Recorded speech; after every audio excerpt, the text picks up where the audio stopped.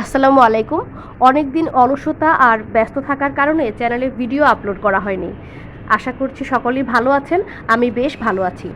সামনেই অনেকগুলো পরীক্ষা হবে, ডেট দেওয়া হয়েছে। গত বছর তেমন কোনো পরীক্ষা না হওয়ায় আগামী ৩-৪ মাস কিন্তু পরীক্ষার খুব হিড়িক পড়ে যাবে। ৪৬তম লিখিত পরীক্ষা আপনারা সকলেই জানেন ২৪ জুলাই থেকে ৩ আগস্ট এবং পদ সংশ্লিষ্ট পরীক্ষাগুলো ১০ আগস্ট থেকে ২১ আগস্ট নির্ধারণ করা হয়েছে। ৪৭ প্রিলিমিনারি ১৯ সেপ্টেম্বর তারিখে অনুষ্ঠিত হবে। এর মধ্যে ২২ ভিত্তিক সিনিয়র অফিসার লিখিত ২০ জুনে হবার একটি সম্ভাবনা রয়েছে, আর ২২ ভিত্তিক যে অফিসার পদগুলো রয়েছে সেগুলোও কিন্তু জুন জুলাইয়ে হবার সম্ভাবনা আছে। আর মাঝখানে আছে ঈদ। তো আমি আজকে যে বিষয়টা নিয়ে কথা বলবো সেটি হচ্ছে ব্যাংকের সিনিয়র অফিসার লিখিত এবং ৪৬তম লিখিত কিভাবে কম্বাইন করে পড়া যায় সেই বিষয় নিয়ে আজকে একটু কথা বলবো। তো আপনারা যারা ব্যাংক সিনিয়র অফিসার এক্সামে ৬৫+ পেয়েছেন, আমার মনে হয় সবাই আসলে ব্যাংক রিটেনের জন্য প্রিপারেশন নিন।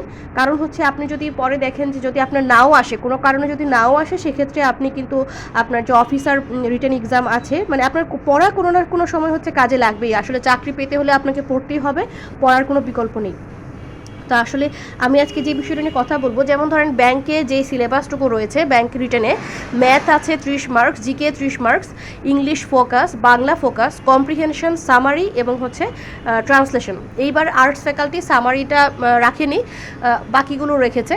তো আমার মনে হয় ৪৬তম লিখিতর সাথে এটাকে বেশ ভালোভাবে কম্বাইন করে পড়া যাবে। যেমন ব্যাংক রিটেনের যে ইংলিশ ফোকাস রয়েছে তা কিন্তু বাংলাদেশ আপনার হচ্ছে ৪৬তম লিখিতর যে ইংলিশ রচনা সেটা পড়লে কিন্তু কভার হয়ে যাবে।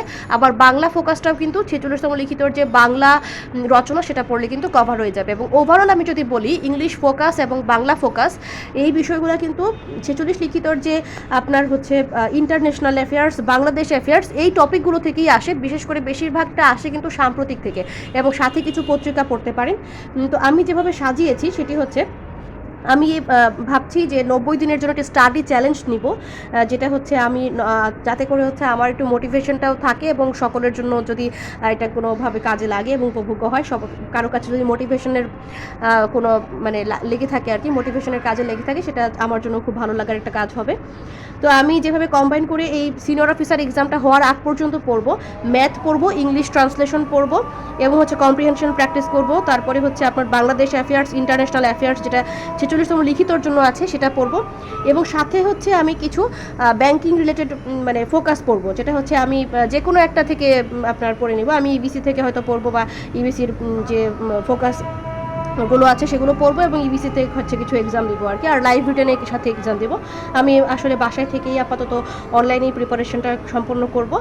আর এর পাশাপাশি হচ্ছে আমি জিকে একটু দেখবো, একটু দেখবো, এবং পত্রিকাটা অবশ্যই রাখবো। তো আমার দেখেন ৪৬ লিখিত কিন্তু বেশি সময় নেই, 2 মাস সময় আছে। তো এই 2 মাস সময়ের মধ্যে আমরা যদি 1 মাসের মধ্যে সিনিয়র অফিসারের জন্য এই 4টা সাবজেক্ট শেষ করি, ম্যাথ, ইংলিশ, বাংলাদেশ এবং ইন্টারন্যাশনাল, বাকি থাকে শুধু সায়েন্স আর বাংলা, যেটা হচ্ছে সিনিয়র অফিসার পরীক্ষাটা শেষ করেও কিন্তু চাইলে হচ্ছে প্রিপারেশন নেওয়া যাবে। এবং এর মধ্যে কিন্তু আবার বাংলা এবং ইংলিশের যে আপনার রচনাগুলি রয়েছে সেই রচনাগুলিও কিন্তু কমপ্লিট হয়ে যাবে। তো আশা করছি এইভাবে প্রিপারেশন নিলে অনেকটাই হচ্ছে আমাদের প্রিপারেশনটা এগিয়ে যাবে। তো আমার আসলে বেশ কয়েকদিন পড়াশোনা একটু ঘাটতি ছিল, তাই আমি ভাবছি যে সবার জন্য একটু স্টাডি চ্যালেঞ্জ হচ্ছে, আমি ৯০ দিনের স্টাডি চ্যালেঞ্জ নিব। ধন্যবাদ সবাইকে।